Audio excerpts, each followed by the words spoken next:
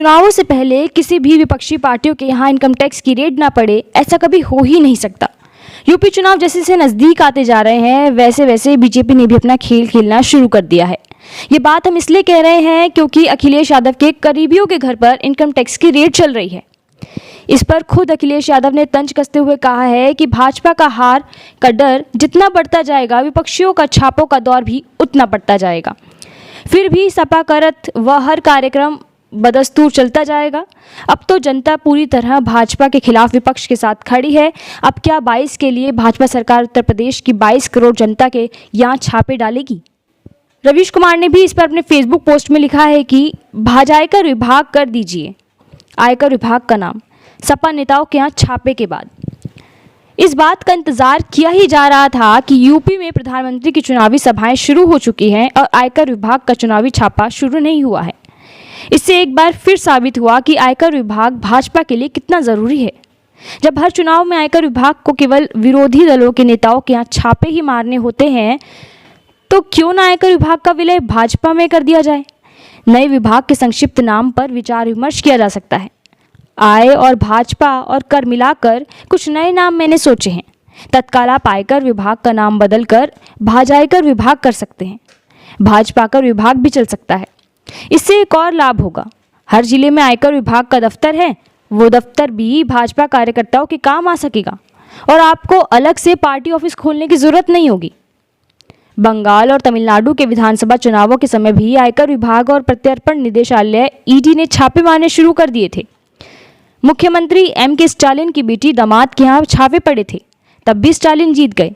तृणमूल कांग्रेस के नेता शताब्दी रॉय और कुणाल घोष के यहाँ छापे पड़े थे, तब भी ममता जीत गईं। कोयला घोटाले से जुड़े एक अन्य मामले में ममता बनर्जी के भतीजे अभिषेक बनर्जी की पत्नी से सीबीआई पूछताछ करने लगी। अभिषेक बनर्जी के रिश्तेदारों के यहाँ भी छापे पड़ने लगे। ऐसे कई उदाहरण हैं। 2019 के सितंबर में महाराष्ट्र चुनाव में एनसीपी के नेता शरद पवार और उनके भतीजे अजीत पवार के यहाँ ईडी ने केस दर्ज किया। इस मामले में क्या हुआ आपको पता ही है।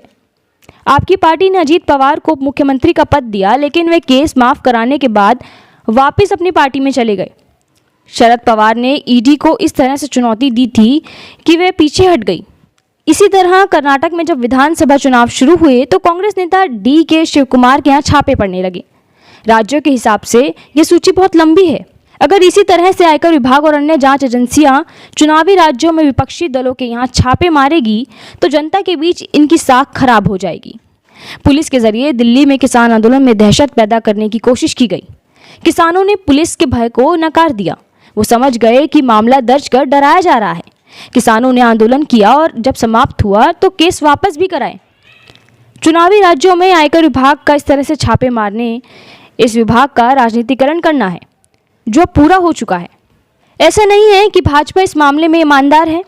क्या आयकर विभाग, सीबीआई, ईडी को कहीं भी भाजपा नेता या उसके करीबी नहीं मिलते जिनके पास काला धन है, आय से अधिक धन है? क्या जनता देख नहीं रही है कि इतना खर्चीला चुनाव बीजेपी किस पैसे से लड़ रही है? बीजेपी का आम कार्यकर्ता भी इस सच्चाई को देख रहा होगा। भले ही वे अपनी पार्टी के प्रति निष्ठा रखता है और चुप रहता है, लेकिन वे देख तो रहा ही है ना कि कहाँ से इतना पैसा आ रहा है। वे कब तक इतना झूठ अपने भीतर संभालेगा? एक दिन बीजेपी का कार्यकर्ता इस झूठ से फट जाएगा। आगे रवीश लिखते हैं कि अगर किसी को लगता है कि कानून अपना काम कर रहा है, एजेंसियां काला धन का पता लगा रही हैं, तो वे बहुत भोले हैं। संसद के इसी सत्र में वित्त राज्य मंत्री पंकज चौधरी ने राज्यसभा में लिखित जवाब में कहा है कि इस बात का कोई आधिकारिक अनुमान नहीं है कि पिछले 5 वर्षों में विदेशों में कितना काला धन पड़ा है। इन्हें अनुमान तक नहीं है, सरकार जानना भी नहीं चाहती है। जबकि यही सरकार कांग्रेस नेता मल्लिकार्जुन खड़गे के एक प्रश्न के जवाब में कहती है कि पनामा पेपर्स और पैराडाइज पेपर्स के संबंध में 20,353 करोड़ की अघोषित राशि का पता चला है, जिसे लेकर जांच हो रही है। कुछ मामले भी दर्ज हुए हैं। अभी तक 153 करोड़ टैक्स ही वसूला जा सका है। आपको बता दें कि पनामा पेपर्स और पैराडाइज पेपर्स के तहत विदेशों में काला धन रखने के मामले सरकार ने नहीं पकड़े थे। सरकार की किसी जांच एजेंसी ने नहीं पकड़ी थी, बल्कि दुनिया भर के पत्रकारों ने मिलकर पकड़ा था, जिसे इंडियन एक्सप्रेस में कई दिनों तक छापा गया था। पत्रकारों ने मजबूर किया था कि अब इन्हें पकड़कर दिखाइए। इतना पैसा बाहर जा रहा था और सरकार को पता तक नहीं था। इसी तरह चंदे का धंधा भी समझना होगा। पत्रकार नितिन सेठी ने हफिंगटन पोस्ट के लिए चुनावी चंदे पर कई रिपोर्ट छापी हैं। आप खोज कर इसे पढ़ें तो पता चलेगा कि किस तरह जनता के साथ धोखा किया गया है। ये मामला सुप्रीम कोर्ट में है और लंबे समय से सुनवाई का इंतजार कर रहा है। फैसला तो दूर की बात है, इस रिपोर्ट में बताया गया है कि इलेक्टोरल बॉन्ड को लेकर सरकार, संसद और जनता के बीच कई तरह के झूठ बोले हैं। आज उसी का नतीजा है कि बीजेपी के पास चंदे के रूप में 3-3 हज़ार करोड़ रुपए हैं।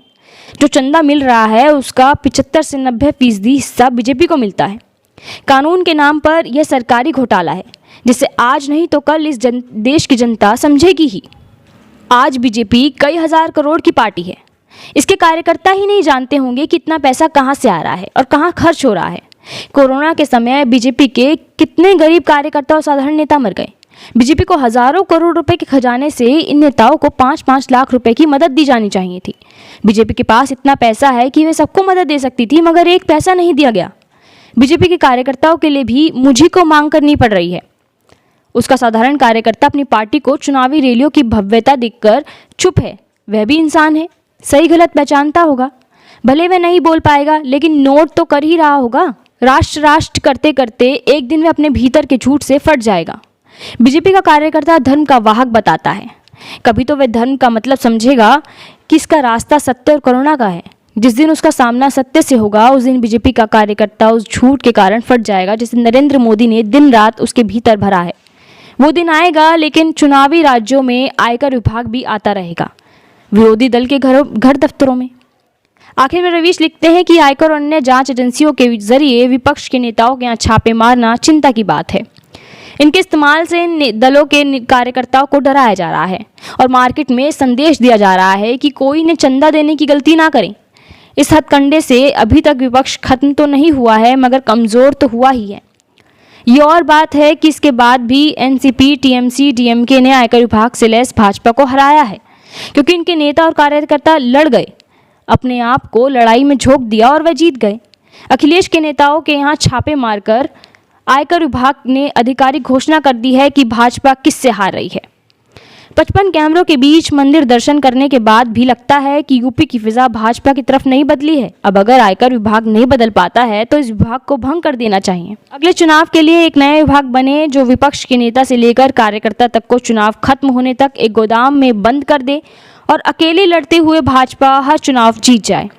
यह लेख प्रो बीजेपी है। अगर IT सेल के लोग इसे वायरल करें तो मुझे बहुत दुख होगा। खबरों में बने रहने के लिए फोरम 4 को सब्सक्राइब करें और नोटिफिकेशन पाने के लिए बेल आइकन दबाएं।